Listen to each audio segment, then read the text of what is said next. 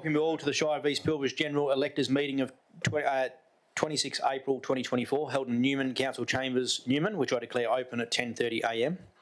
I commence today's meeting by acknowledging the traditional owners of the land on which we meet today, the Near-Bali people, and their continuing connection to the land, waters and community.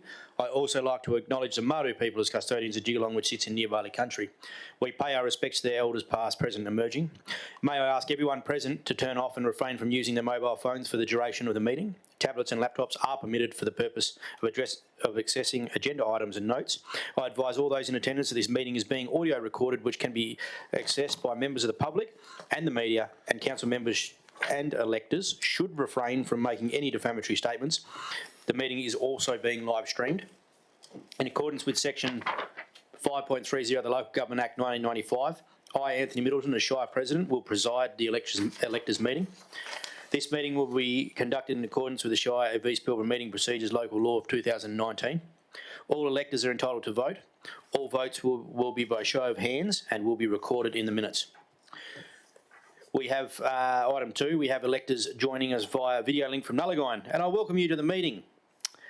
Can the government staff advise if there are any requests to join by electronic means? No, there aren't any others.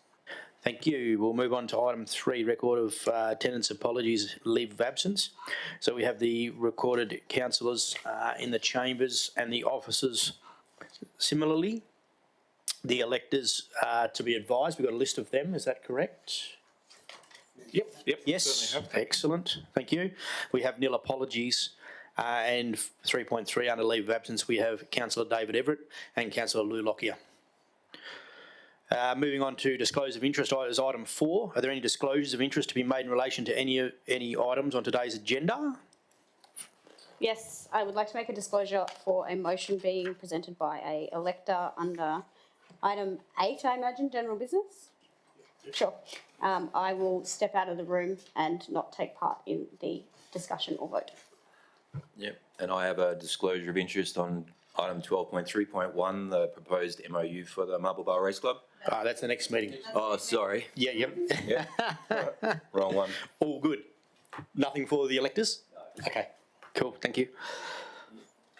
No others? Okay.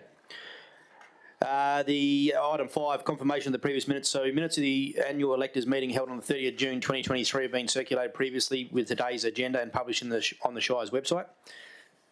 So as presented before you, the officer's recommendation reads that the minutes of the general electors meeting held on 30th June 2023 as published on the Shire's website be confirmed as true and correct record of proceedings. Can I get a mover, please? Councillor Bear, thank you. Seconder, Councillor McWhirter Brooks. Are there any changes that electors may be seeking? Excellent. I shall now put this to the vote, please. Show of hands, please. Thank you. All for and none against. Sorry, how many electors? Sorry, I didn't see. 1, 2, 3 hands. Any online? Put your hand up, Biddy. Are you happy with that or? No, 3 electors. Okay. Excellent. That's 4. 4 plus the council. Thank you.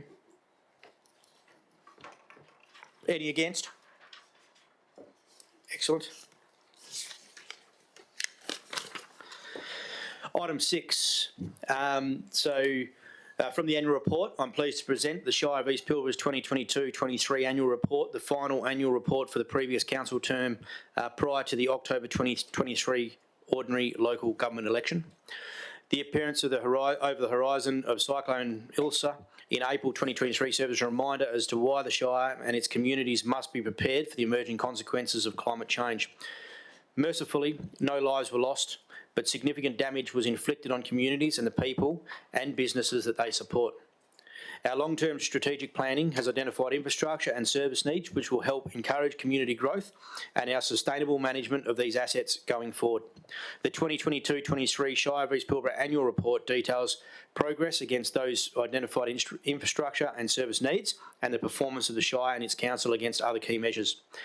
The Shire has continued its efforts to seek support from the federal and state governments, together with industry partners, to help fund and deliver this vital infrastructure and service priorities to facilitate the livability of our towns and communities and the economic future of our region. The last financial year has been one of considerable opportunity, consolidated efforts to secure funding and policy change from the state and federal governments, together with a range of significant challenges. I thank the CEO and his team for their work and commend the 2022-23 annual report to the community. Item 7, consideration of the Shire of East Pilbara 2021-2022 annual report.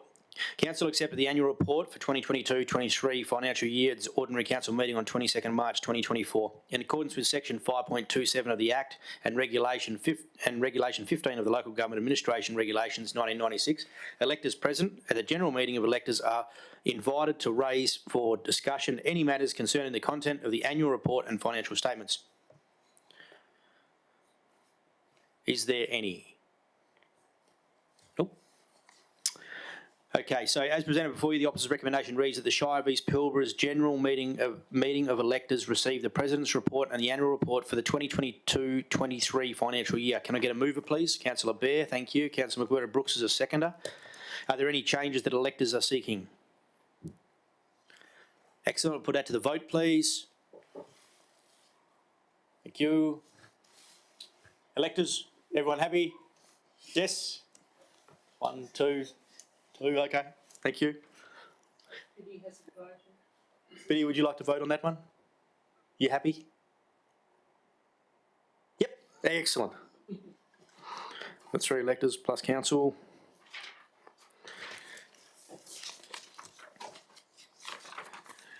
Moving into item 8 for general business. So in accordance with section 5.27 of the Local Government Act 1995 and Regulation 15 of the Local Government Administration Regulations 1996, electors present at the general meeting of electors are invited to raise any items of general business for discussion. Please be aware that no decision taken today at the electors meeting is binding on the Shire. All motions passed by this elector meeting are to be reported to an ordinary council meeting and must be endorsed by council. So I'll start with Nullagine, yourself, Biddy. Are there any items of general business for discussion? So Brent, you might have to unmute Biddy, I'm afraid. I can't do it this end. There we go. Sorry, guys. No. There we go. All yours. The floor is yours, Biddy. Right. Firstly, thank you very much for organising this.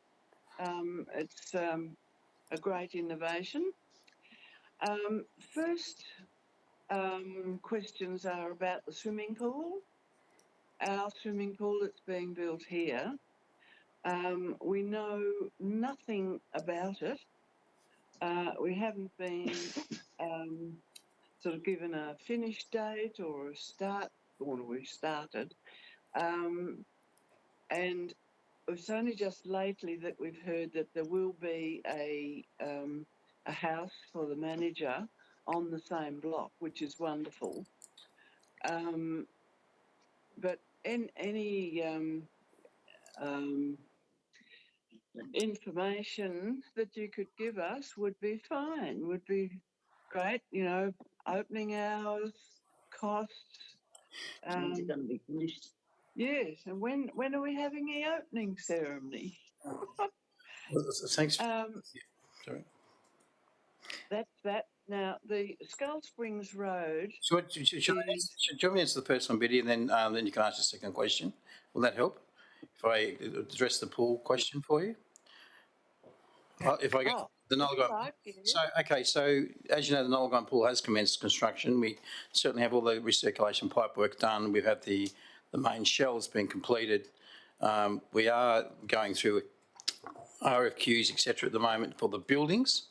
And it is challenging. Nullagine, Marble Bar, Newman is a challenge to get times on things, but we are anticipating that the pool will be open by the end of the calendar year. We will make it as quick as possible. But we are just conscious particularly around buildings and getting them transported here. And there are some long lag times of about 20 weeks on certain items. So we're certainly on the job there. In terms of we haven't really discussed at the point admission costs. If it was similar to the Marble Bar, it would be a free facility potentially. But we sort of haven't had a good discussion, a council around that. we would certainly make sure it was either free or affordable. That I'm sure we would do. We're quite keen to have this as busy as possible.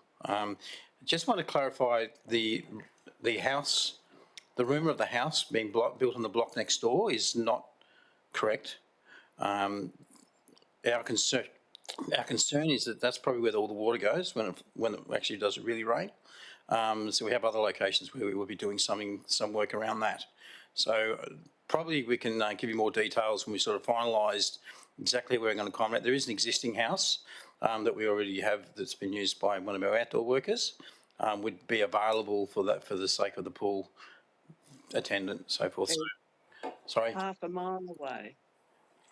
It is, but we don't want them flooded either. So we would have to raise the block substantially, and the cost of doing that will nearly be cost inhibitive. So we want to make sure the water does flow out and doesn't cause issues in town. So that's where we are with that one.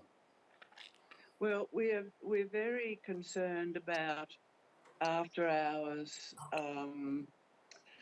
misdemeanours, climbing the fence and getting into the pool when there's no management around.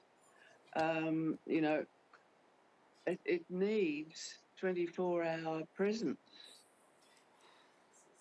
Look, I will take your concern on notice, but there's things like security cameras, which we will be putting in place as a minimum for a number of different reasons, because it is remote and we want to know what's going on. Then we want to make sure the community is safe. So we certainly will be putting cameras on that location. Doesn't mitigate it totally, but it will help.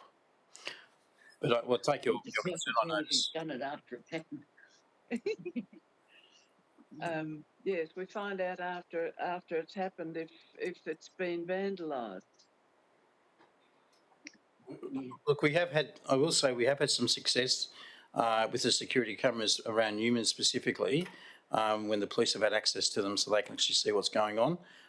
We could certainly look at something like that with the local police so that they, although they're not manned 24 hours, would during the main period be able to see what's going on. But that's probably all we can do at this point.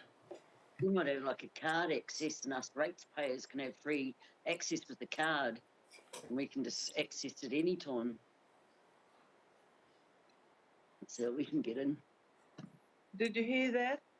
Yes, no, we did. Look, I think we're just probably very early on looking at how we're going to get access to the public, etc. But certainly it's a conversation that we'll have sorted out in the next 3 months or so before it gets opened. Yep. Anyway, thanks for that. The other problem is there going to be showers pre to swimming? We've sussed it out. What's your next question, Biddy? All right, next question. The Skull Springs Road has been a problem for people. There's a lot of people using that road, and it has been in a dreadful state for at least the last 6 months. There's been none or very little maintenance on it. And since the rain, I'm told that there's washaways on the road that are quite nasty, that really need treatment straight away. How you go on that? Through the chair, look, we're aware that Skull Spring Road is basically in a very bad condition. The reason for that being that the road pavement has been worn away right to the bedrock. So just normal grading doesn't always do the fixing repair work that we need. We have been trying to grade it as often as we can, but we've had a rain event in January. Before we could even attend to that, there was another one in March. I have a contractor out there currently doing some work that will be opening up the road, making it safe, and doing some road formation. And we also have that on the regional road group for funding to see if we can address some of the issues to a larger extent than what we're currently doing under maintenance. Good, thank you. It really does need attention. And my last question is about the fence around the airport. Now, when the airport was upgraded a couple of years ago, the fence was taken down. And now there's an airstrip with no fence around it. Now, there are cows wandering freely out there, kangaroos and all the rest, and it really needs a fence. And I think that's Shire responsibility. Through the chair, it is our airport, so yes, you're correct. It is our responsibility. Look, we'll certainly chase that one up actually, and just see what can be done. But thanks for bringing it to my attention. I wasn't aware it wasn't fenced actually, so happy to have us look into that and just see what needs to be done. Thank you. Now, the last thing is, I know you're not in charge of the road between Newman and Marble Bar, but do you have any information about when it's going to be started, finished, any other information that we could have about it? We're madly waiting for it. And in the meantime, our cars are getting wrecked. It's a very nasty day if you have to go to Newman and back again with that road in the situation it's been for the last 2 years. It's dreadful. You know that. Yes, we certainly do. We have been advocating very strongly to get that done as quick as possible, and in in fairness to your comment, Biddy, it was certainly something they said was going to be started March last year. They did go to tender. The price was excessively high. Some deal was done between Atlas Iron and Main Roads, and I do know that Atlas Iron is certainly working through some heritage issues in relation to alignment. I spoke to Stacey Brown from Atlas Iron only this week, just to get an update. They are saying, now I wouldn't want to say this is right, but the indications are July, August, September. If I was to give you some months, that would be the months that they're saying it would be started, but they are still sorting out heritage issues in relation to some of the alignment issues of where the road would go. So I would have thought that should have been sorted 2 or 3 years ago by Main Roads and the like.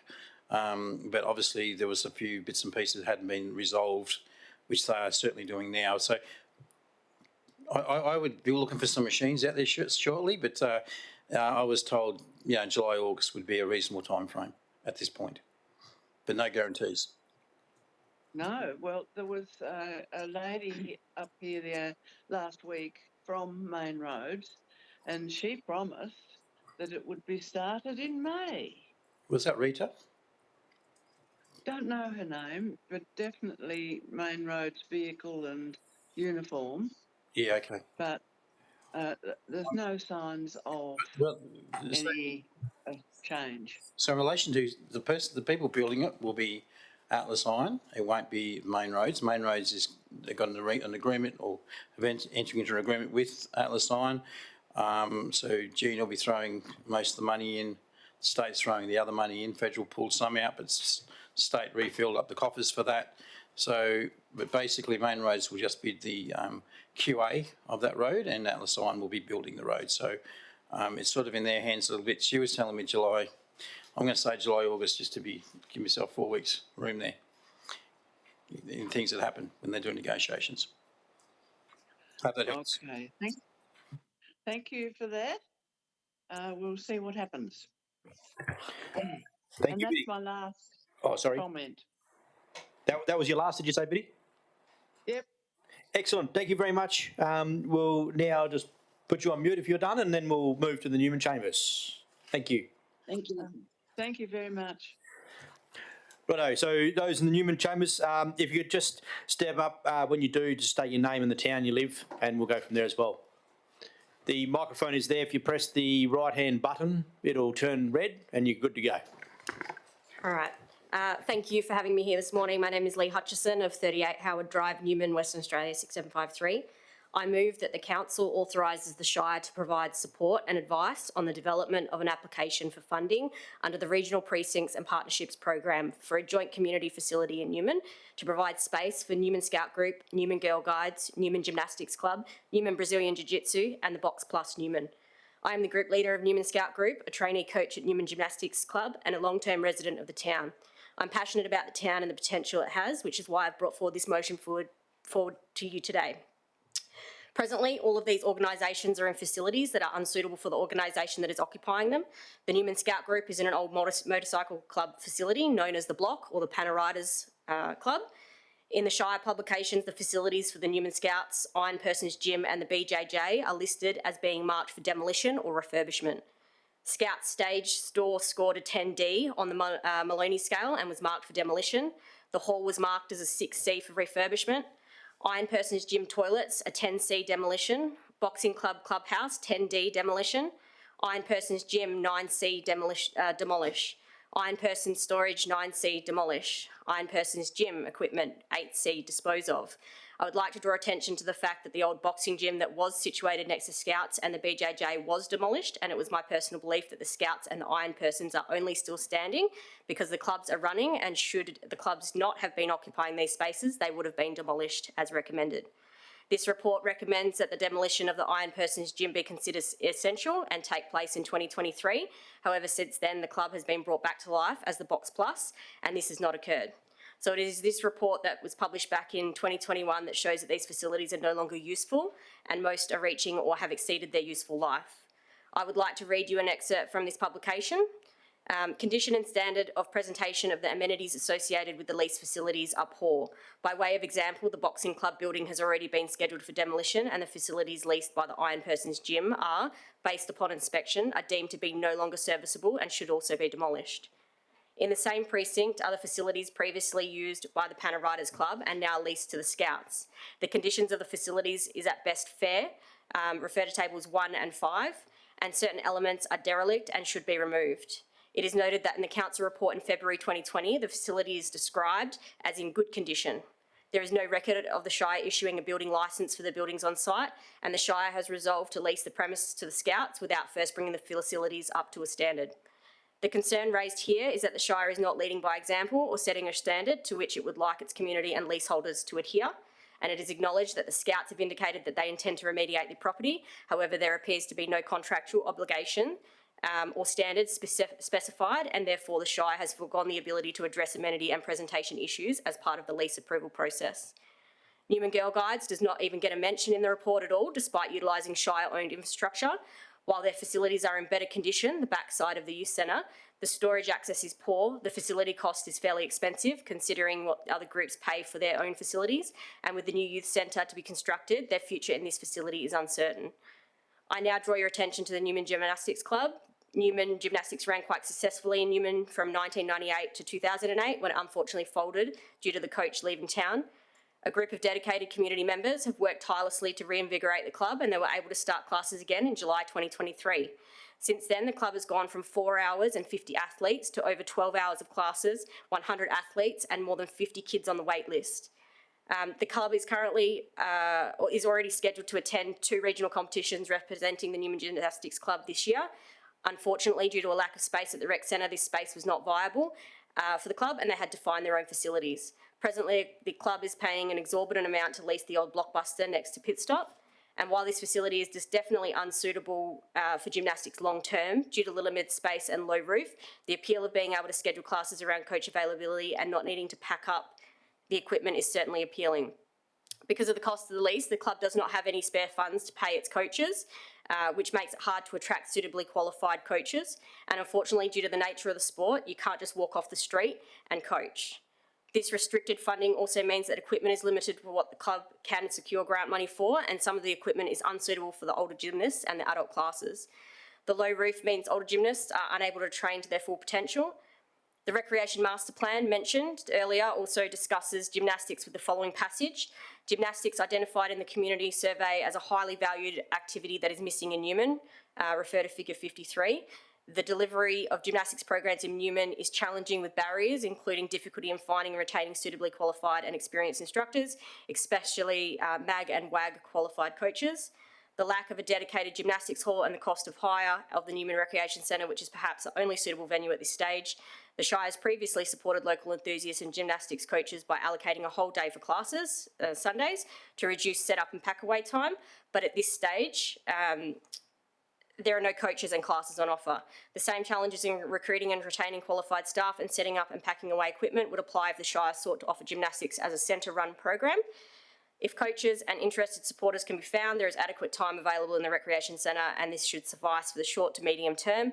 If in the longer term demand was proven and stable and the gymnastics club required more court hire time than was available, it would be prudent to investigate hiring a warehouse type facility which can be permanently set up for the gymnastics. The Headland Gymnastics Club did this successfully for a number of years, but regrettably was a casualty of COVID-19, and the club is now closed permanently. Their equipment has been purchased by the Headland Community Living Association, and gym classes have recently commenced. In Broome, the Pearl Coast Gymnastics Club had almost exclusive use of the high school gym during school terms, which eliminates having to set up and pack away equipment other than on special occasions. Myself and representatives from all of these clubs believe that a suitable facility for community groups must be constructed. We have proposed a facility similar to commercial unit blocks in metropolitan areas that would allow each club to have its own suitable space that they could use for their programs, but they would be able to be repurposed should the club fold. The spaces currently occupied by the Box Plus, Newman Scout Group and the BJJ are certainly large enough to accommodate such a facility, and given the land is already marked as community, the continuing use of it for this purpose would make sense. We would hope that the Shire would contribute to this project by assigning suitably qualified and experienced staff to work with the community groups to apply for funding through the Regional Precincts and Partnerships Program, and when the grant is ready for submission, consider supplying in principle support for the project. Given the facilities would be owned by and become the Shire's property, we hope to see the Shire supporting this project as much as it can. Thank you, and I hope and appreciate your consideration on this matter. Thank you, Lee. Appreciate that. I just need a seconder for that, please, and if you can step up, state your name and where you're from, please, mate. Yeah, Andrew Tassoni from Newman. Thank you. And you have a right to speak as well if you wish. Yeah, I'll be very brief. Look, thanks for the opportunity to speak here today. I would like to second the motion put forward by Lee. I believe it's vitally important that regional centres such as ours have fit-for-purpose venues that local clubs can utilise to help support the amenity of town and provide activities and pathways that support the personal growth and development of our junior members of society, along with providing outlets for our adult members of society to improve their physical and mental health and wellbeing. The delivery of a fit-for-purpose centre through the program in the motion enables the users to expand and deliver their programs as the facilities would be integrated into one centre, helping reduce the costs to both council and the users through improved security and a dedicated program of maintenance works on a brand new facility. Thank you. Thank you.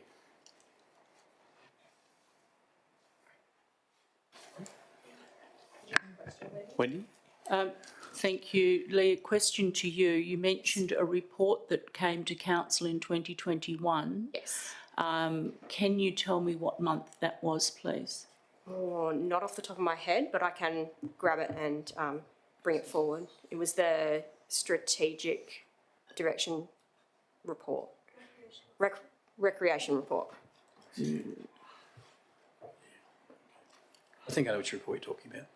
Yep. You think? Thanks, Stephen. Yep, that was my only question. Sure. And my other question is, where does this fit into our strategic community plan? So all of the groups that were spoken about today offer services to all of the groups. Where does it fit into our strategic community plan that we did a 10-year strategic community plan a couple of years ago, 2 years ago, and I just want to know where it fits into, because we have a long-term plan, and while I can see that the community groups are existing and offer heaps, it's a question. It's not a value judgment. I'm asking you, where does it fit into our strategic community plan, please? Yeah, I'd be happy to have a look and review it again, but I think it supports the Shire in general, across all of the commitments it's to, youth, minority groups and all of those spaces as well. So, yeah.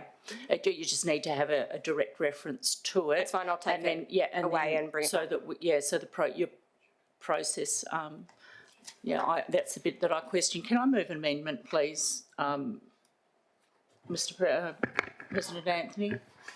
Through you. I'd like to move an amendment that the council considers the motion put at the electors meeting, if that's legal for us to have a motion at the electors meeting. I'd like to move the amendment that we consider this after we have further information and officers have been able to prepare some sort of... So through the chair... Well, so there's more, a bit more conversation. I just don't have enough information to vote on this motion as it's come straight to us. So through the chair, if I can just explain how electors' motions work relative to them being adopted by council for action.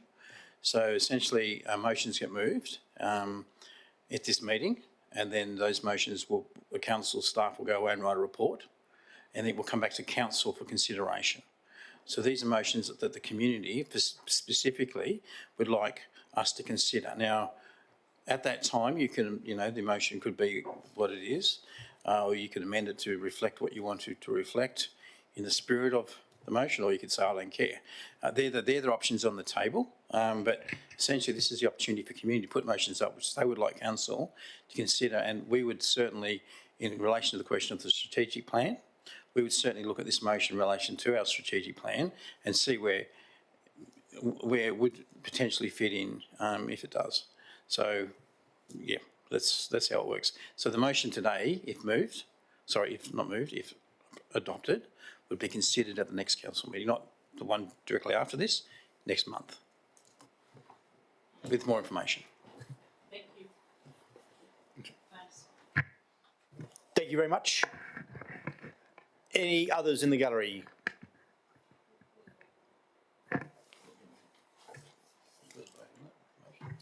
Good morning, Council. My name's Grant Brooks. I'm a pastoral leaseholder at Marble Bar.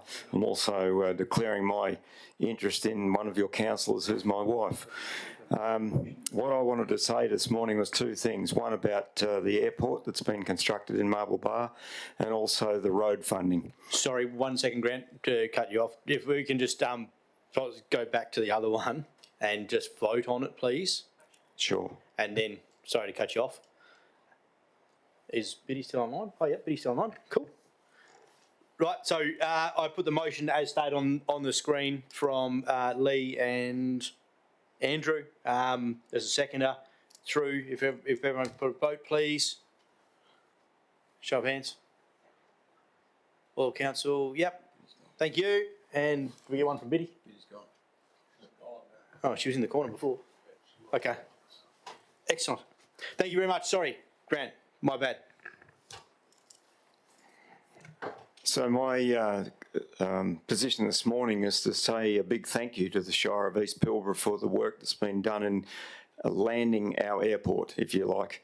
20th of October last year was a significant date when the first jet plane arrived in Marble Bar, and there's been a few other significant jet planes arrive in Marble Bar, notably one that saved a life just recently, the RFDS plane, which is the 3-bed jet, landed and took one of our local residents to hospital in Perth, and made it, the fact that his timing was out of Marble Bar and in a hospital bed in Perth in 2.5 hours.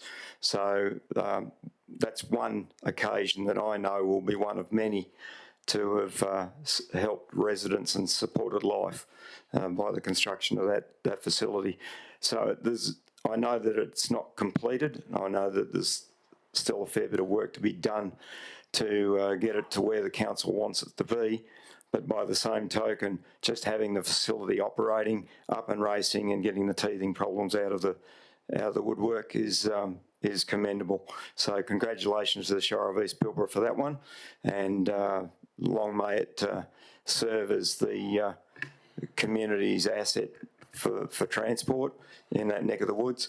We've got the only, except for the Newman facility, the Newman Airport, I believe we've got the only other publicly owned airport within the Shire at Marble Bar. The rest are mining airstrips, and I know of one or two that are not even being used.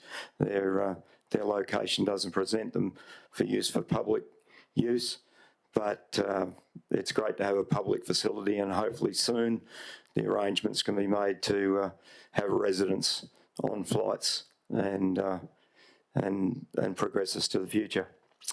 The other one I wanted to talk about was the roads, and roads have been on the agenda since I was a boy.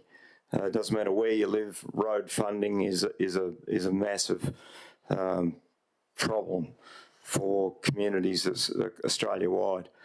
All I want to say on this one, I'm aware of what's happened with council and trying to get road funding and promises made by politicians. I've got brochures from the sitting members at home that's promised money, but it's delivery on the ground. So what I wanted to encourage the council to do, and I mean this fairly strongly, is that I want you to keep the pressure on even greater than you've kept it on before. You know the specifications and all the details of the roads that you've got to sort out, repair, fix, grade.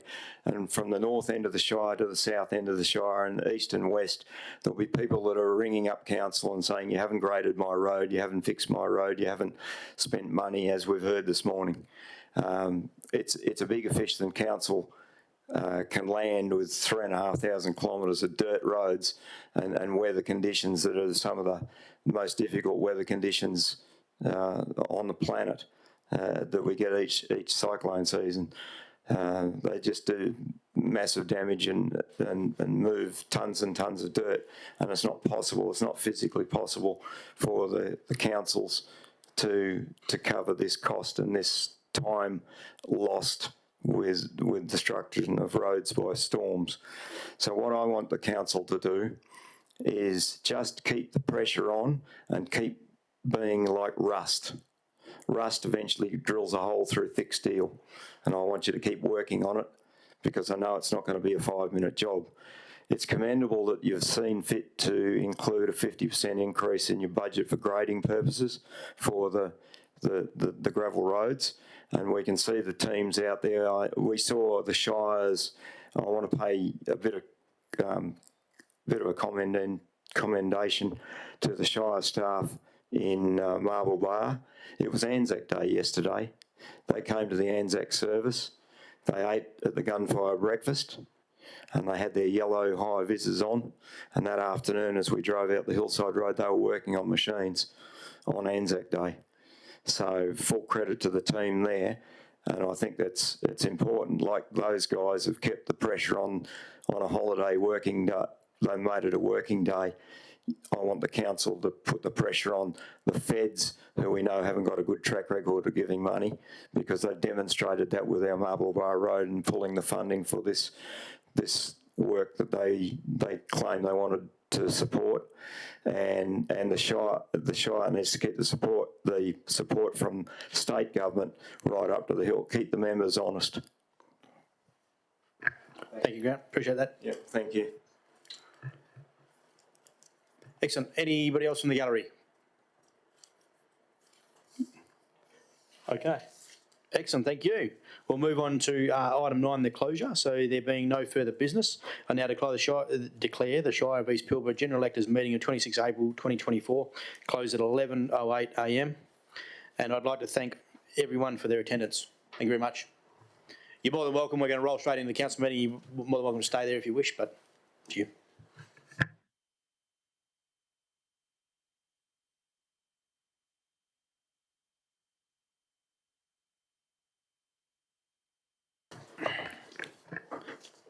So I welcome you all to the Shire of East Pilbara OCM 26 April 2024, the Newman Council Chambers, which I now declare open at 11:09 a.m.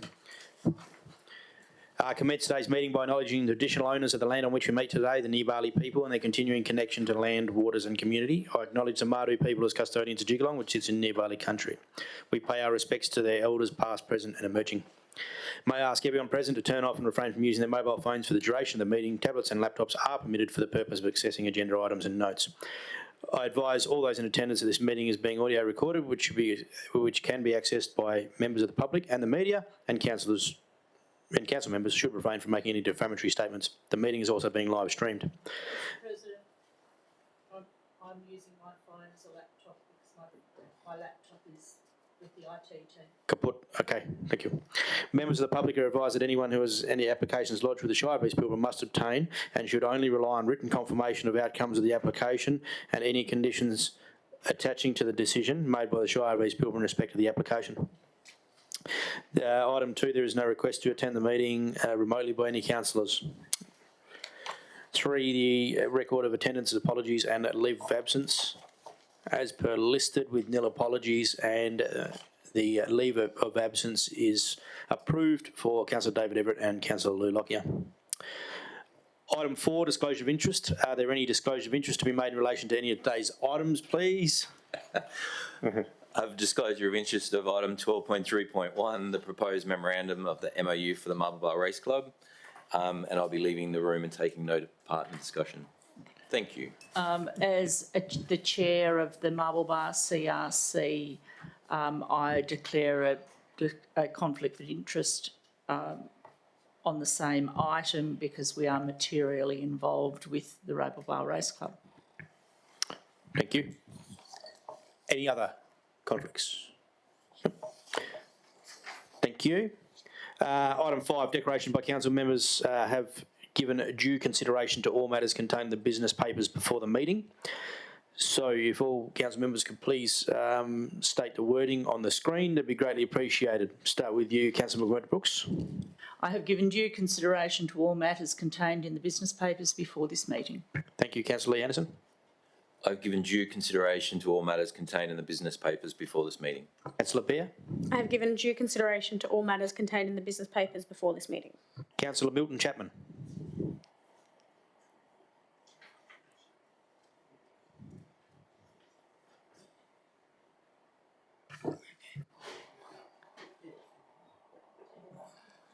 Duration of a matter of containing business paper before my meeting. Thank you. Councillor Kula. I have given due consideration to all matters contained in the business papers before the meeting. Thank you. Councillor Landy. I have given due consideration to all matters contained in business paper before the meeting. Thank you. And I too have given due consideration to all matters that are contained within the business papers before this meeting. We shall move on to item 6. Response to previous questions taken on notice where there are nil. Public question time. There are no questions for members of the public. Item 8, petitions, deputations and presentations. There are nil. Moving on to 9, applications for leave of absence. So an application of leave of absence was approved at the OCM on 22 March 24 for Councillor David Everett for the period of 25 to 28 April 2024. An application leave of absence was approved at the OCM on 23 February 2024 for Councillor Lou Lockyer from 26 April 2024. Ordinary council meeting. Are there any requests for leave of absence? Can I just check that my one that I put through for next month's council meeting is still valid? Because it's not recorded there. Okay, great. Been confirmed. Yes. Great, wonderful. Thank you. No other leave of absence required. Thank you. Item 10.1, confirmation of minutes previous council meetings. So, as presented before you, the opposite recommendation reads that the ordinary and confidential minutes of the council meeting held on 22nd of March 2024 is published on the Shire's website and councillor portal be confirmed as true and correct record of proceedings. Can I get a mover, please? Councillor McWhirter-Brooks. Councillor Cooler as a seconder. Thank you.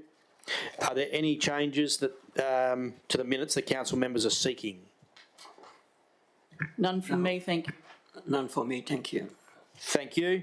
I shall now put this one to the vote.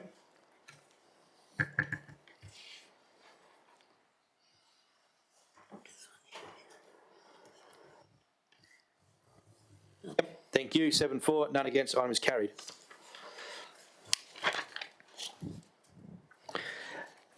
Item 11, members' reports. Council members' written reports will be included in the minutes. Are there any further members' reports for this meeting?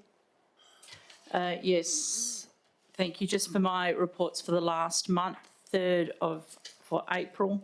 On the 3rd, we had the State Council Information Forum. On the 10th, I went to the awarding of Freeman of the Shire for Councillor Lang Coppin and community dinner in Marble Bar. 11th, the opening of the Marble Bar Airport. 16th, had the Welga State Council Selection Committee meeting, which I sit. On the 17th, I had an update, a follow-up meeting for that selection committee. 17th also, the council mid-monthly workshop was held online. On the 18th, we had the Pilbara Country Zone meeting on Teams, and that, I must admit, was the most difficult meeting to hold on electronic media, and I have some very strong views on electronic meetings as a result of that and of our own experiences. On the 18th, on the 18th, we had the Welga State Council Infrastructure Policy Team meeting, of which I'm a member of that committee. On the 21st, the Marble Bar Tourist Association held a meeting to affirm our sponsorship for Marble Bar Makers Market to occur through the course of the tourist season. On the 19th, I went to the Main Roads Department in WA to try and negotiate the date of the next Regional Roads Group meeting. So that continues to be one of the finding a date that suits everyone, because we certainly want to be present and vocal at that meeting. So I went in to speak with the officer in there. On the 23rd, Marble Bar CRC held a community outreach workshop with Rural Aid. Rural Aid have funding to do that, so we wanted some community plan going forward, and particularly construction, or the president will get a prospectus out of that that the town committees can use for funding. So this is also items of interest as well as reports. 25th, we had Anzac Day yesterday. Today, we've had the council breakfast, the OCM corporate discussion, the annual electors meeting, and that is my month of April. Thanking you very much. Thank you. Busy month. Any other members' reports? Yes, I just want to report the tourism is a very slow start in Marble Bar. The Marble Bar Makers Markets will start at the end of May, and the Pilbara Development Commission, which meets next week, they announced yesterday that the RED grants are now open and you can apply for economic development grants of up to $200,000 odd. So, but there is a co-contribution required. But do contact PDC in Port Hedland. Jules Prinz is your contact. Thank you. Thank you. Any other members' reports? Okay, moving on to officers' reports. 12.1, Chief Executive Officer. 12.1.1, the new policy, community engagement policy. So as presented before you, the recommendation reads that Council adopts the Shire of East Pilbara community engagement policy attached as Appendix 1 to this report. Can I get a mover, please? Councillor Bear, thank you. Seconder? Councillor Cooler. Councillor Bear, would you wish to speak? Just make that change on the responsible officer, and I am happy with that and really pleased to see it implemented. Thank you. Councillor Cooler? No, nothing to add. Thank you. Thank you. Any other council members wish to speak? Thank you. I shall now put item 12.1.1 to the vote, please.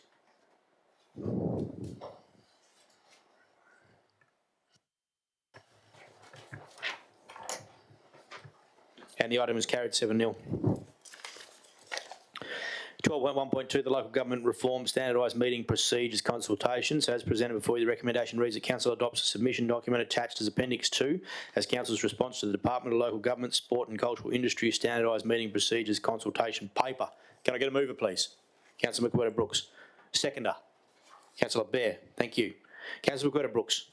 Would you speak? Yes, I do. I am concerned about item 16 in that, which is page 9 of the Shire's submission, our submission to that. I'd like to review again our electronic meetings and attendance. I take on board that cameras should be on from Councillor Bear. I think that that was her recommendation. That certainly should stay in there. I am concerned about the number of electronic meetings that people are using and how people seem to be using it as a general convenience. We must not forget, and we must communicate through to this review, the importance of face-to-face meetings, the importance of us maintaining a collegiate group of us working together and being able to see what's on people's faces, to be able to read our room while we're meeting. So that's important for the members in a meeting. It's important for the chair to be able to use a meeting. It's so much easier as a chair of a meeting to be able to just look at someone who might be banging on for, extending their discussion for longer than is warranted. By just looking at them, you can much easier control a meeting. It is impossible over Teams. It is impossible over Teams when you have a group of people who might be meeting out of a room and joining you, and they have their microphone turned off and are having a separate discussion, or those people who might attend the meeting from their place of employment and they have got employees around them. It's not necessarily confidential, although they say it has, and which is what happened in our zone meeting. We had someone who was working from their shop and they had the world and his wife around them, and although we might have thought that that was confidential. So in our own terms, we have had council meetings in the very early times of our engagement with this electronic media where people have met from inappropriate places without the knowledge that the place they were meeting might have been inappropriate. So I think we need to explain to this report, we need to be saying that you should use electronic means if it's an emergency, if there is some way that you cannot possibly be there. But if you're in the same town, no way, Jose. We have funding to travel as travellers, so it's our duty to be here, to be able to be present. And it's certainly our duty as councillors out of the larger town to be present in our smaller towns at meetings and not to just attend on Teams because of the convenience that it will take you less time to travel, because that's part of our duty that we do sign up for. So can I bring that item 16 back to workshop here today, please? Happy with that? What's your proposal? You got a proposal on that? So has the change to occur outside of emergency situations been helpful? No, it hasn't been helpful. Why hasn't it been helpful? We could say yes and no. Yes for convenience, but no, it hasn't been helpful because it has eroded the collegiate experience of the council meeting and the opportunity for the collegiate experience to better represent our ratepayers and to make sound decisions by having that collegiate experience. So, if I'm reading this properly, tell me if I'm not, you're wanting less ability of less meetings? Absolutely, as less opposed to the meetings. 6 that's proposed? Yes. A smaller number? Smaller number, come down and to conditional. two, and then, you know, at the because we are a rational group and our shires are being governed now across the state as sector-wide. We are being managed so that the department is attempting to manage councils so that they are not wild animals who are pitting themselves against each other politically. And I think we need to take the high ground and say we can behave well, we can make good choices. So have two is a fair number, I think, for us to have as an electronic meeting. If you have an extenuating circumstance and you've had your two and you say get COVID, or whatever, then you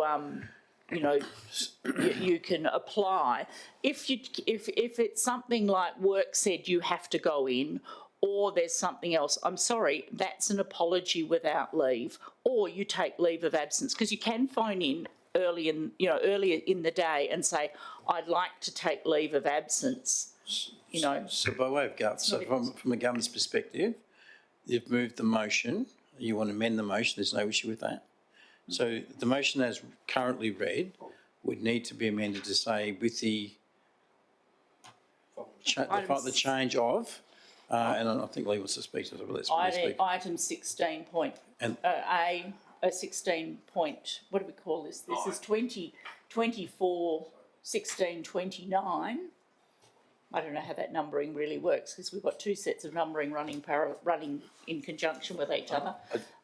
The answer is no, it hasn't been helpful because it's eroded the collegiate. I agree with Councillor McWhirter-Brooks, and I've experienced in other companies how they are hard to manage.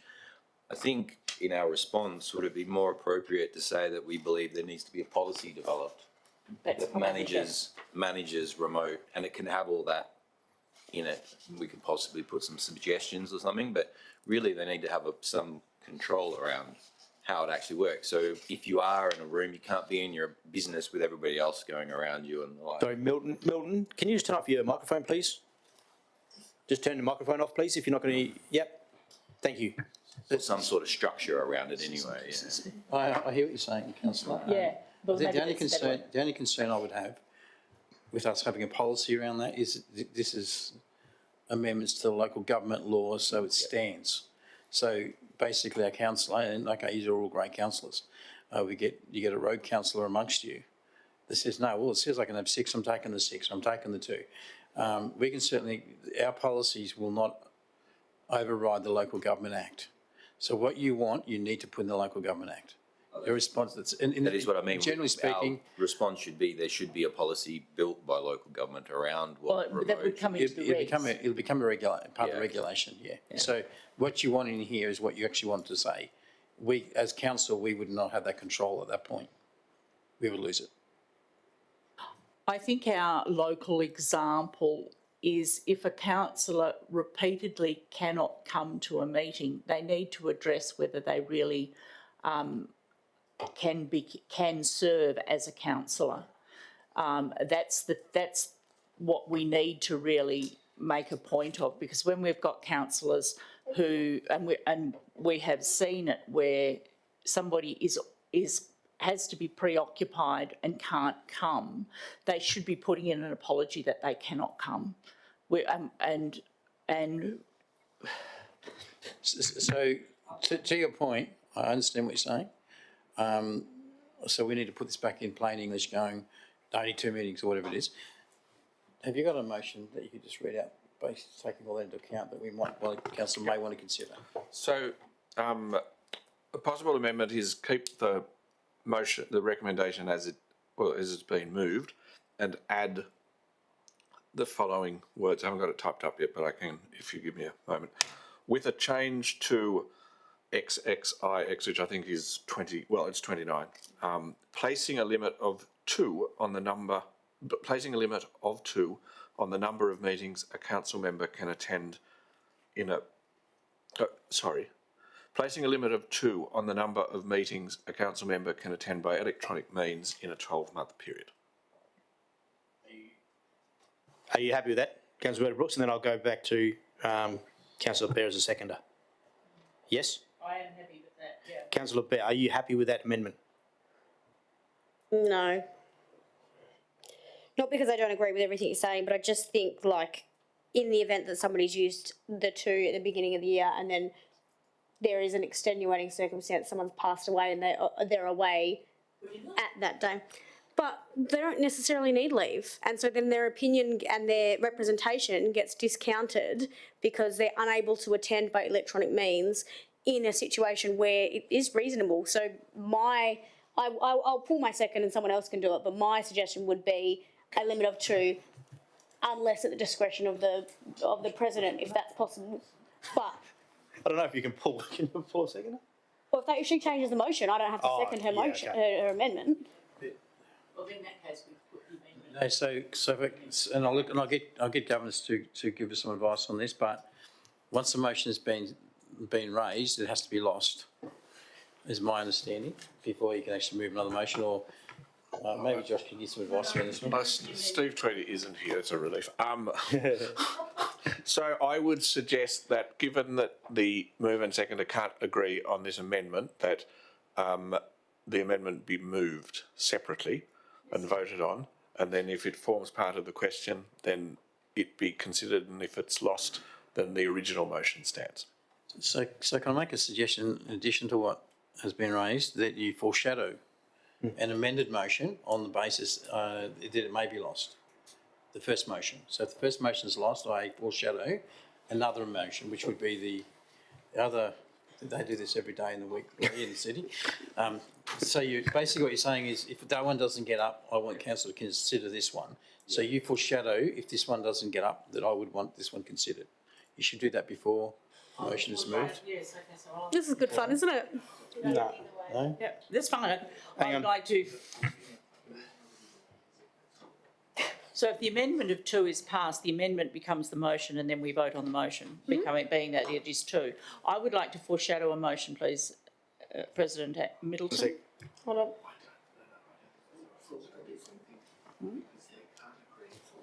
So, right, so then I think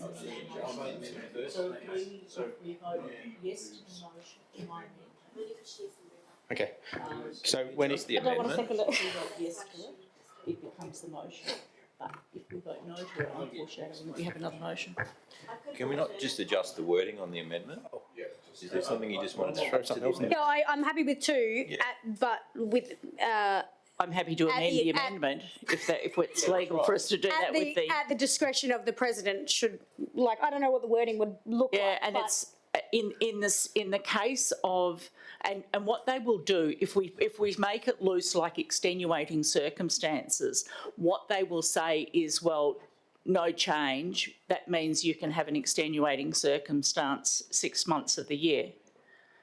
So my But that's why it's at motive the here is to discretion. say six meetings online for a councillor is far too many. Yeah, and or a that's, committee. and that's exactly the problem that we had with with one of our leaving councillors, was that they then they had to put in a leave of absence because they'd already had 6 meetings online and couldn't actually attend they're putting anymore. And so we've had that situation, and I absolutely, you and I discussed it then. Yeah. So I do absolutely support reducing it from 6, because I think 50% is not even, that's more than 50% when we only have 11 meetings in a year. But yeah, I think 6 is too many, but I think bringing it down to 2 and just going no dice. And because some councils have, the number is 6, but some councils have 2 meetings a month.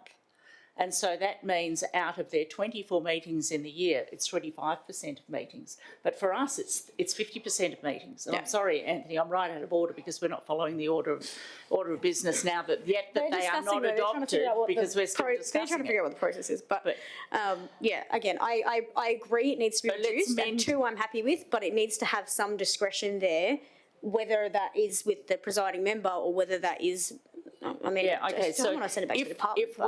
If we're to defeat this amendment, we cannot move another amendment that is in essence the same as the first one.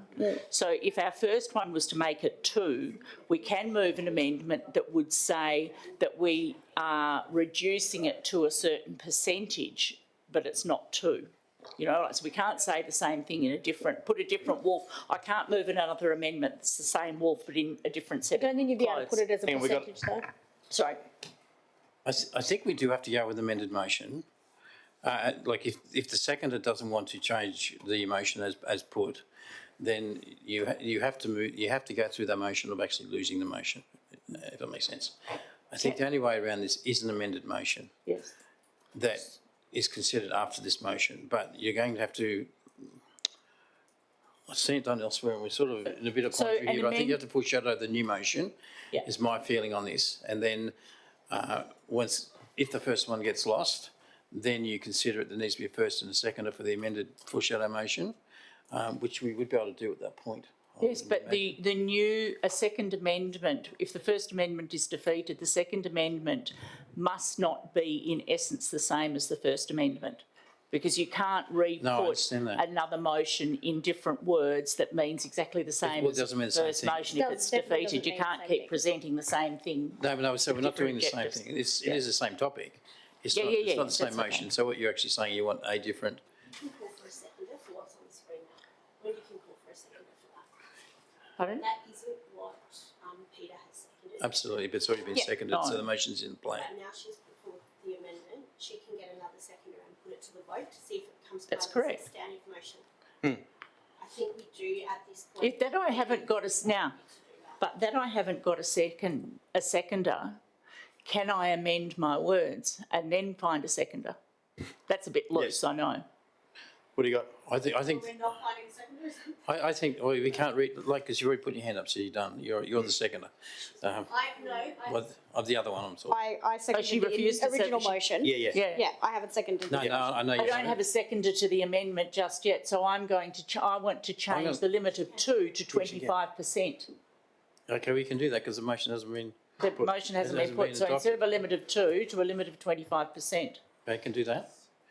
I'm going to go out on a limb here, procedurally, and say that we'll foreshadow the motion, put the motion to, if it gets lost, it gets lost. If it doesn't, then it is as is in the paper presented to you.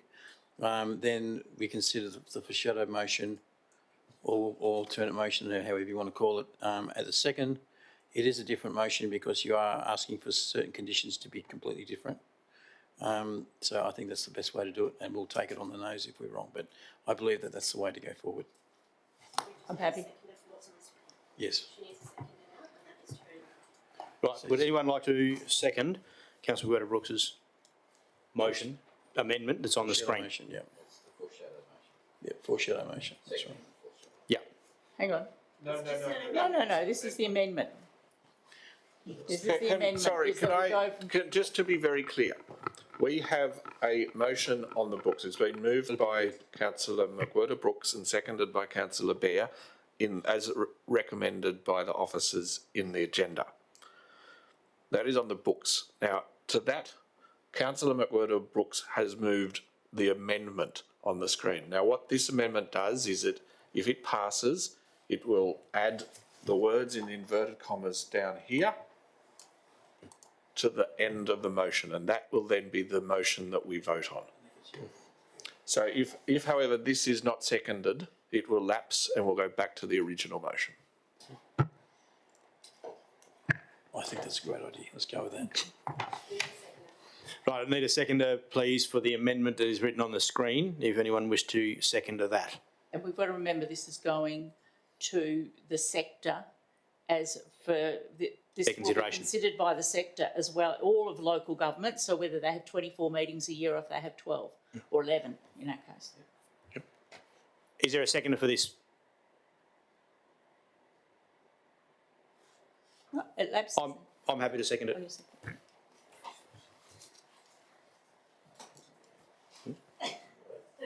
Yep, let's put this onto the vote. Do we not get to debate this motion, or? Yes. You get to debate the absolutely. amendment, Yeah. yeah, it's open. All right, you got to vote. Do you want to? Speaking? You can ask questions speaking first? I believe I have already spoken to this motion. The change to 25% is just as I had said, that people, if we have 12 meetings a year, they will be required to attend 3. If they have 24 meetings a year, they can attend 6 by electronic means. My motivation for this amendment is to maintain the collegiate and the companionship of decision that should come out of a council, because I believe we operate better as face-to-face human beings than as images on a screen. Yeah. Yep. And I'm in agreement as well around the people are easily occupied by phones or whatever off to the side of their computer screens or their cameras, or turn their cameras off when they don't want to be there. So I think this is a good change to a good amendment for this feedback to the state for their consideration.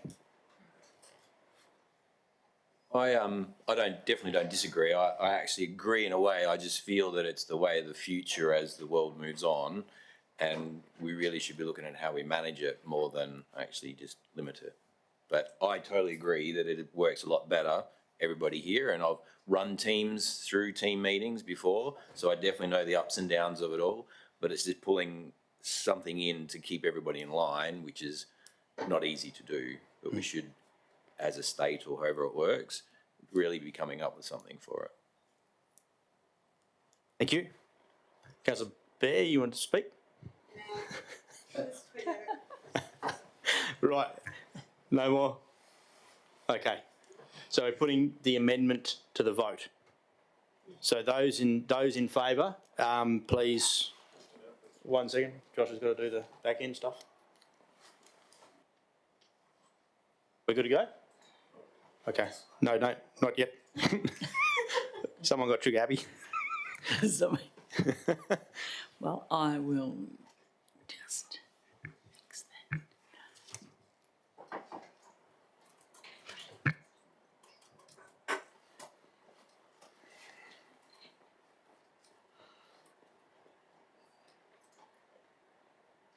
Is that the right one? Right, we can vote now.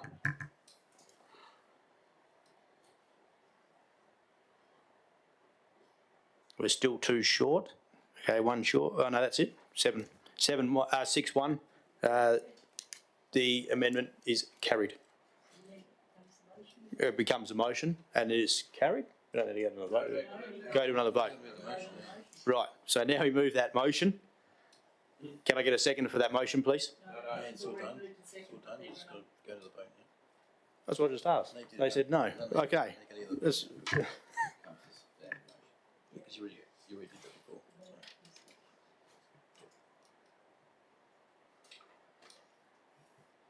You can have another debate about this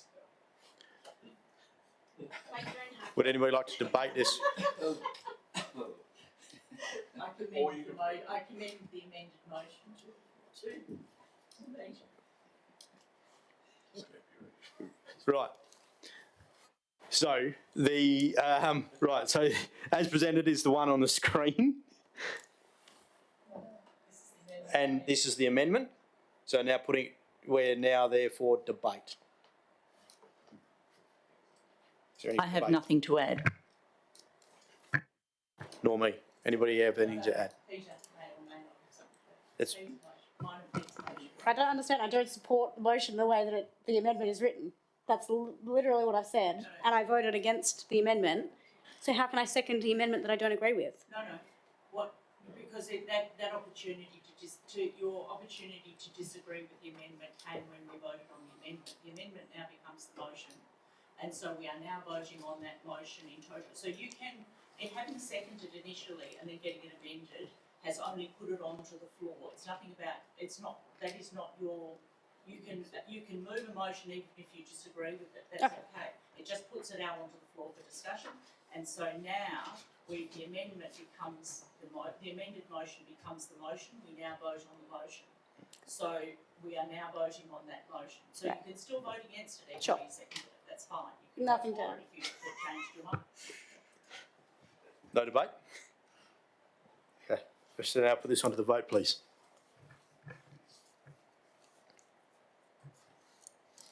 That ended the motion. That whole document. Just hang on. No, the council adopts the submission document but I want in your amendment it should say item 29, 1629. It XIX. It does. Oh, it does. Okay. Yeah. It's my apologies. Cool. Right. We're voting on this one, as was on the screen.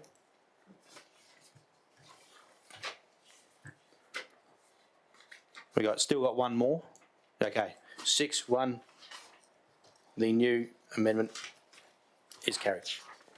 I just say thank you to council for going through that process. Can you turn your mic on for me? Can I say, through the chair, I'd like to say thank you very much to the council for going through that process, because that is the second time in my 3 years on council that we have amended a motion and then debated it. That has been the most controversial one that we've ever amended and debated since I've been on council. And we got through the process successfully, and we all know that we all can't be happy all of the time. I would have gone a lot further, but that was actually a brilliant process. So I thank you all for going through that. Thank you. Righto. Don't cry, please. Yeah. Sorry, just make sure that I don't have any questions for this next one. It's right at the back there, actually. At the back there? Right, so moving on to 12.1.3, the status of council decisions as presented before you. The officer's recommendation reads that council notes the report. Can I get a mover, please? Councillor McWhirter-Brooks. Seconder, Councillor Cooler. Would the mover like to speak towards the motion? No, thank you. Councillor Cooler. No, thank you. Does any councillor wish to speak against the motion? I shall now put 12.1.3 to the vote.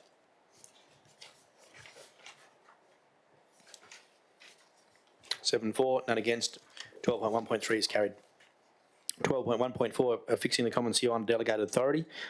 As presented before you, the opposite recommendation reads that council notes the report. Can I get a mover, please? Councillor McWhirter-Brooks. Seconder, Councillor Cooler. Councillor McWhirter-Brooks. Nothing to add. Councillor Cooler. Nothing to add. Anyone else? Put it to the vote. Thank you.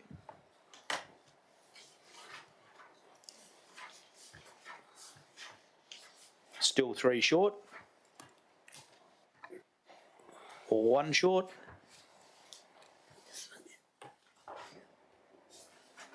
Thank you. 7 for, none against. Item is carried. 12.2.1, the monthly financial statements, insurance and investment report, March 2024. As presented before you, the officer's recommendation reads that council adopts the monthly financial statement for the period ending 31 March 2024 of the 2023-24 financial year, included as appendices 1 and 2 to the report. Can I get a mover? Councillor Bear, thank you. Seconder, Councillor Cooler. Councillor Bear, would you speak? No. Thank you. Councillor Cooler? Nothing to add, thank you. Thank you. Any councillor wish to speak on this against the motion? Thank you. Shall now put this one to the vote.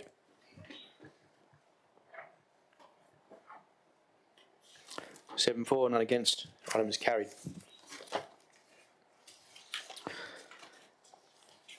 Uh, 12.2.2, the list of payments. List of payments to 31 March 2024. As presented before you, the officer's recommendation reads that council endorses the payments for the period of 1st March 2024 to 31 March 2024 as listed in the agenda. Can I get a mover, please? Councillor Bear, thank you. Seconder, Councillor Anderson. Councillor Bear, do you wish to speak? No. Thank you. Councillor Anderson? No, thank you. Thank you. Any councillor wish to speak against the motion? I've just got a couple of questions though. Around the... So the dates on them, some of them go back to December. Does that mean they've invoiced in the month of March? How does that... So there's ones for March, like December, January, February, and they go back, but this is March statements, so I'm just trying to understand that. Yeah, I'll have to verify that, but my belief is that's when the actual transaction was through. There would have been an invoice there, but there's been delays that they're still clearing out. I'll have to check what the point that date kicks in at. Okay. So some of those will relate to the date of the service was provided. Sometimes they don't put their invoices in on a frequent basis, and there might be 2 or 3 at a time. Then we've got a process we've got to verify. That's my question. Yeah. So the dates on the payments should be the date of the payment as opposed to the date of the service raised. Does that make sense? So come in, might just say it was a December account, and when you got the invoice that's been paid now, it gets paid now, but it might have it in here, December account somewhere. No, the date on some of them are 15th of the 12th, 2023, listed in the payment date column. That's my question. Okay. Yep. Yeah, so I just wanted to understand the clarity behind it, and if we could just try and address that going forward. We'll get some description on that. Looking at that list, my belief is that's when it comes onto the system, and then the actual payment happens during the course of the month that you're getting the report. So for the last month beforehand. So I believe I'll check that out and verify what that date and get that heading changed so it actually acknowledges it correctly, so we know what date it's referring to at what point in time of the process. Yeah. Sure. Okay. Excellent, thank you. And just some comments around some naming conventions, but I'll speak to this after this around how we articulate what that looks like, because there's some services there that are exactly the same, worded exactly the same, yet they vary significantly in price. So we can talk about that offline, but just wanted to flag that. Thank you. We should now, if there's no other comments, we'll move it. We'll now put this to the vote.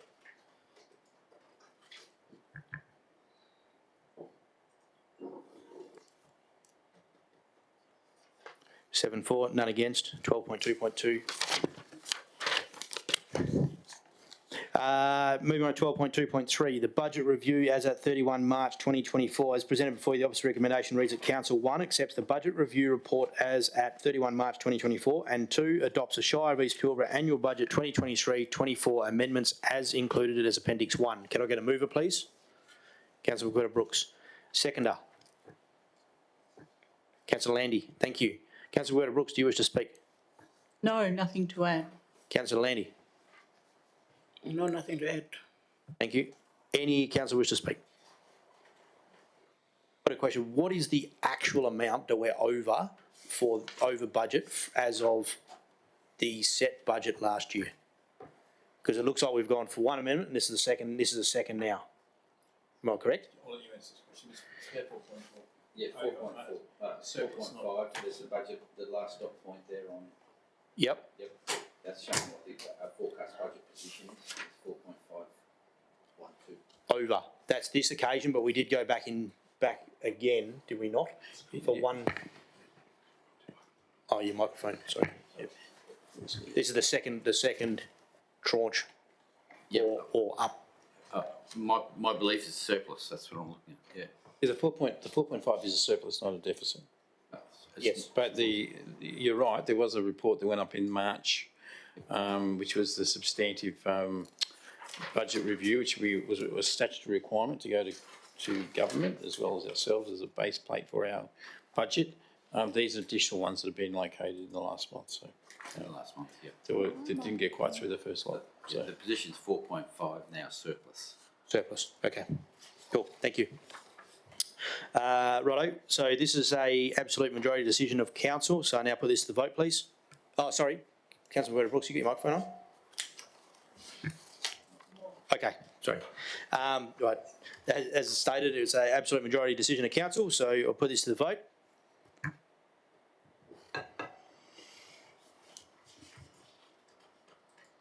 Seven for and none against.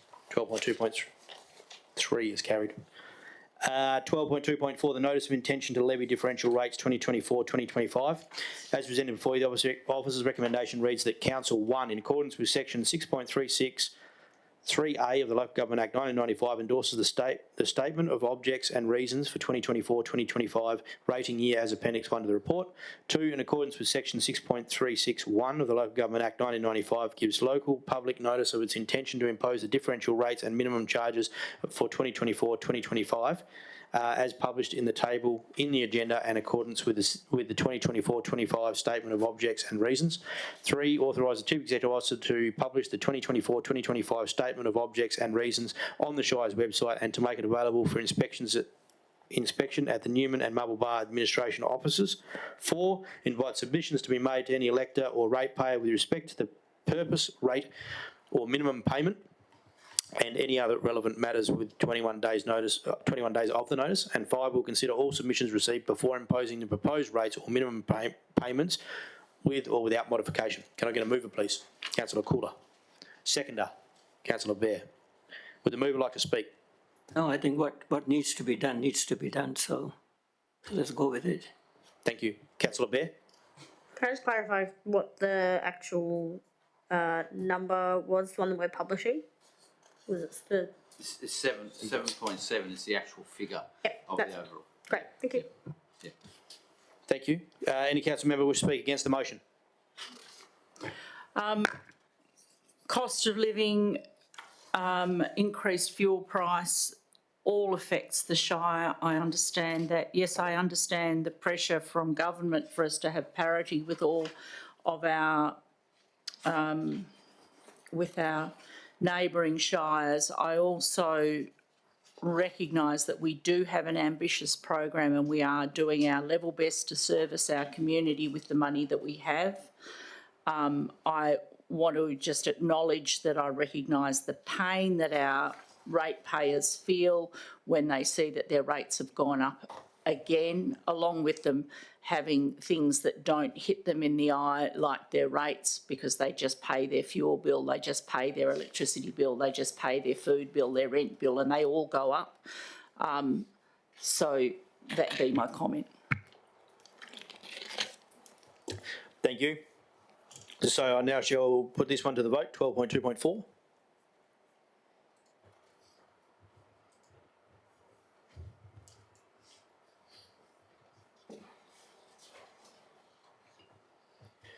Six for and 1 against. I'd like my objection to rises in rates noted in minutes, please. Sure.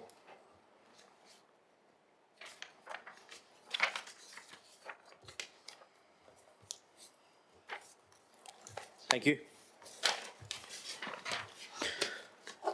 Move on to 12.3.1, the proposed memorandum of understanding and funding agreement, Marble Bar Race Club.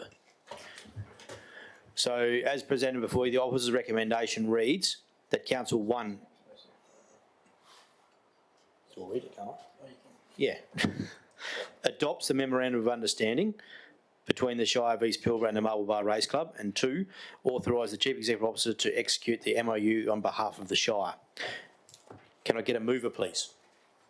Councillor Bear, thank you. Seconder, Councillor Cooler.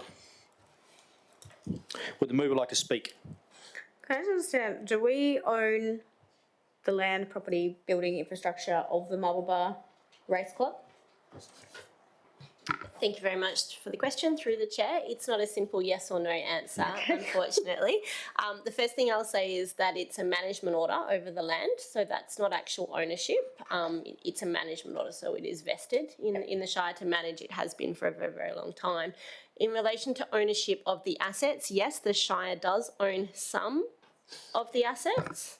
The Shire does not own all of the assets because there are some assets that have, with agreement, as I understand it, so this is historical, with agreement from the Shire actually been put on the site specifically related to the running of the race club. Now, the strategic master plan, the recreation strategic master plan, does cover off on this really nicely, actually indicating which are the Shire assets that we should actually look at doing further investment in, and it becomes the responsibility of the race club committee for their particular assets.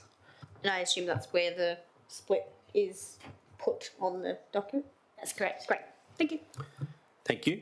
Councillor Cooler, you wish to speak? Yeah, with the committee, I suppose we have a couple of councillors on that committee as well from the Shire. Okay. There is, but they're not.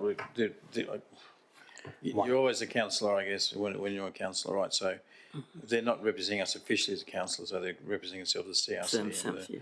But yeah, it's a bit of a funny situation for them, to be honest. They're both. No, nothing to it. That's just one question I had. That's okay. Thank you. Any other comments? I should now put 12.3.1 to the vote, please.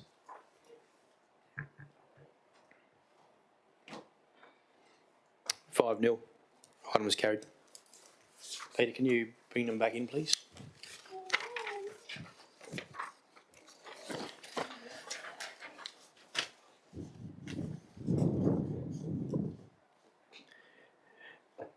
Right, moving on to 12.3.2, the submission to Commissioner for Children and Young People as presented before you. The officer's recommendation reads that Council 1 notes the submission to the Commissioner for Children and Young People on Youth Justice Appendix 2, and 2 notes the detailed findings and local responses from the Interagency Network on Youth Justice Appendix 3. Can I get a mover, please? A mover, please. Yes, thank you. Thank you, Councillor Brooks. Second to Councillor Anderson. Would the mover like to speak? No, thank you. Councillor Anderson? No, thank you. Anybody else wish to speak? We'll put 12.3 to the vote, please. 12.3.2 to the vote.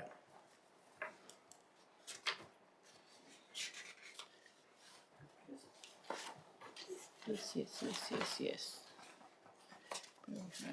Excellent, thank you. That's 7-0. Is carried. Moving on to item 13, the committee reports where there are none. 14, motions of which previous notice has been given, there is nil.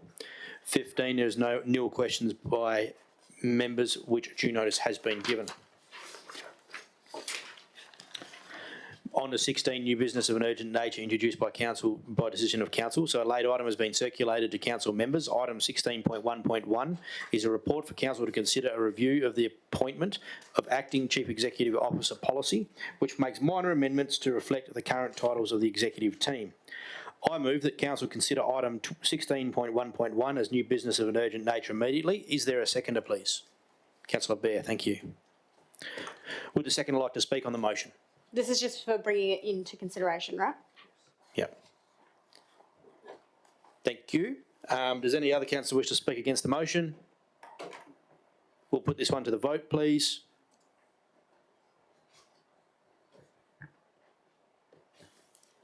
Seven for and none against.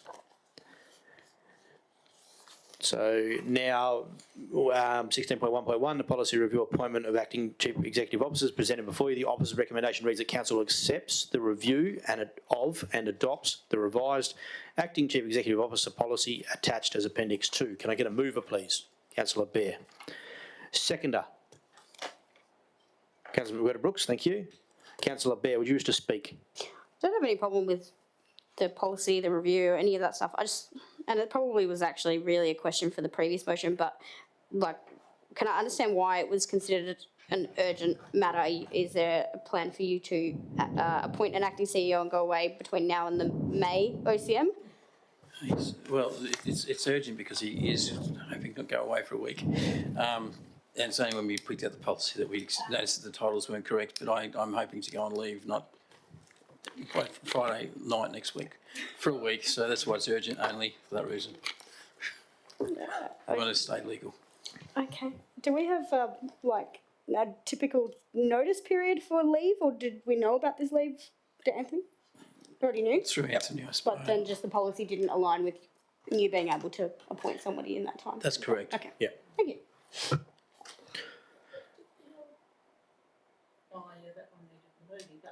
Did we not have? Microphone, please.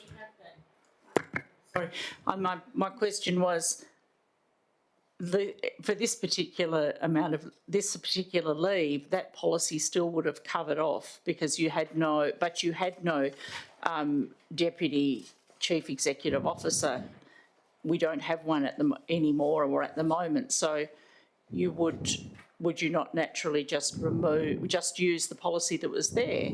Yeah, it's just, it comes down to, through the chair, the changes to the Director of Community Experience title. It's just a correction to make sure that, because if, the worst thing that you would want is if a decision was made in that week and they would go, the first thing I would do if I was on the other side arguing my case was going, well, that person's not even in your policy, so they can't make decisions. That's what I would do. This is to cover off. It's a loophole. We just want to make sure it's not there, essentially. And so does now aviation falls under infrastructure, is that correct, or under the CEO? It falls under the CEO. Thank you. Excellent, thank you. Any councillor wish to speak against the motion? Okay, this is an absolute majority decision of council required, so I'll now put it 16.1.1 to the vote.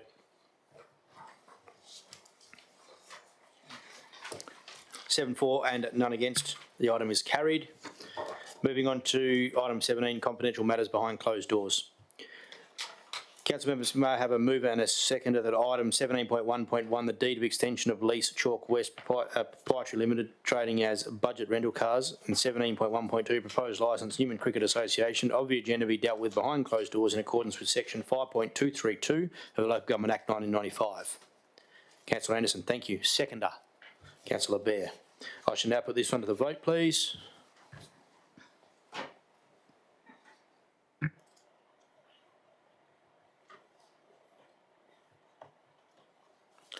So we're going behind closed doors at a vote of 7 for and none against.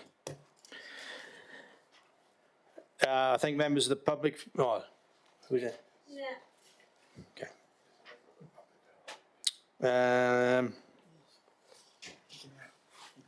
Do I have to kick him out?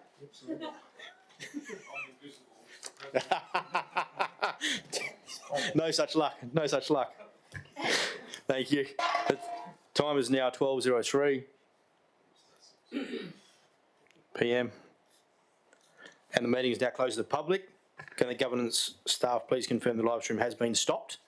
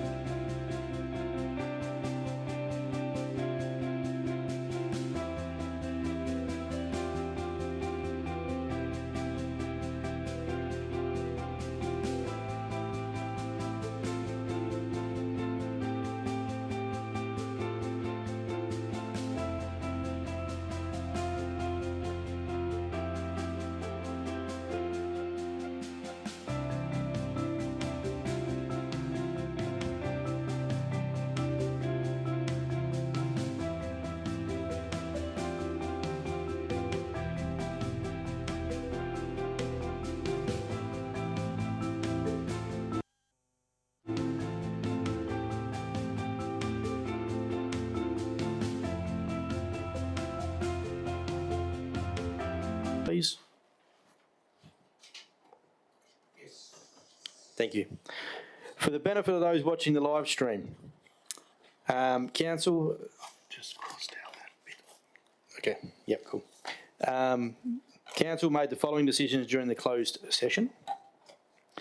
The 17.1.1, the deed of extension of lease, Chalk West Proprietary Limited, trading as Budget Car Rentals, that Council 1 authorise the Chief Executive Officer to extend the lease between the Shire of East Pilbara and Chalk West Proprietary Limited, trading as Budget Rental Cars for a further term of 5 years, backdated from 1 January 22 to 31 December 2026, over a portion of the Airport Reserve 44775, known as Lease Area 14, and 2, authorise the Chief Executive Officer to approve any minor variation in accordance with the Council's minor variation policy. The resolution passed 7 in favour and 0 against.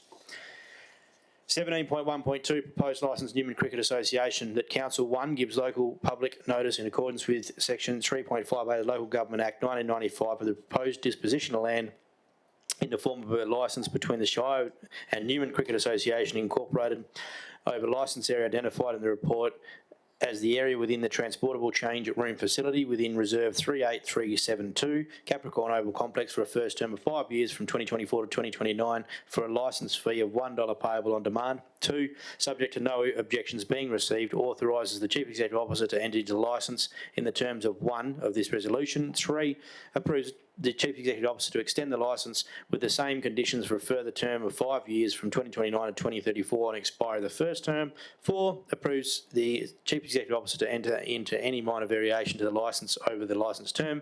And 5, authorises the Chief Executive Officer to sign and execute the licence. This resolution passed 7 in favour and 0 against. These decisions shall be incorporated into the minutes of today's meeting and published on the Shire's website for our community and general public to be confirmed at the 24 May 2024 Ordinary Council meeting. Item 18, date of next meeting is 24 May 2024. And the closure, there being no further business, I now declare the Shire of East Pilbara Ordinary Council meeting of 26 April 2024 closed at 12:15 p.m. I'd like to thank all staff and council members for their attendance.